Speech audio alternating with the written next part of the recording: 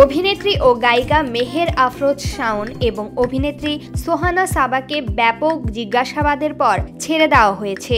রাষ্ট্রবিরোধী ষড়যন্ত্রের অভিযোগে তাদের দুজনকে ডিবি কার্যালয়ে এনে জিজ্ঞাসাবাদ করা হয়। শুক্রবার ৬ ফেব্রুয়ারি বিকেলে DMP media and public relations বিভাগের উপ পুলিশ কমিশনার মোহাম্মদ তালিবুর রহমান বিষয়টি নিশ্চিত করেছেন।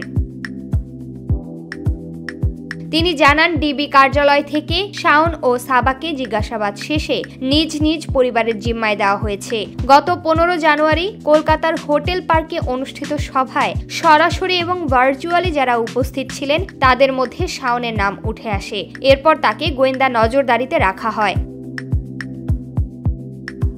এরপরই গতকাল বৃহস্পতিবার সন্ধ্যা ৭টার দিকে এই অভিনেত্রীকে রাষ্ট্রবিরোধী ষড়যন্ত্রের অভিযোগে নিজেদের হেফাজতে নেয় ঢাকা মহানগর গোয়েন্দা পুলিশ। রাজধানীর ধানমন্ডির বাসা থেকে তাকে একটি মাইক্রোবাসে সরাসরি মিন্টো রোডের ডিবি কার্যালয়ে নেওয়া হয়। এর আগে একই দিন সন্ধ্যায় এই অভিনেত্রীর জামালপুরের নরুন্দি রেলওয়ে স্টেশন সংলগ্ন বাড়িতে অগ্নিসংযোগ করেছে স্থানীয় ছাত্র জনতা।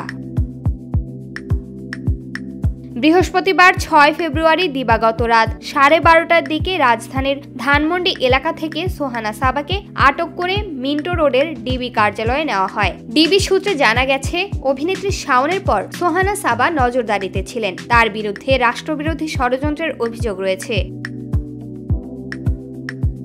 আওয়ামী লীগ পন্থী শিল্পীদের হোয়াটসঅ্যাপ গ্রুপ আলো আসবেই এর সক্রিয় সদস্য ছিলেন অভিনেত্রী সোহানা সাবা।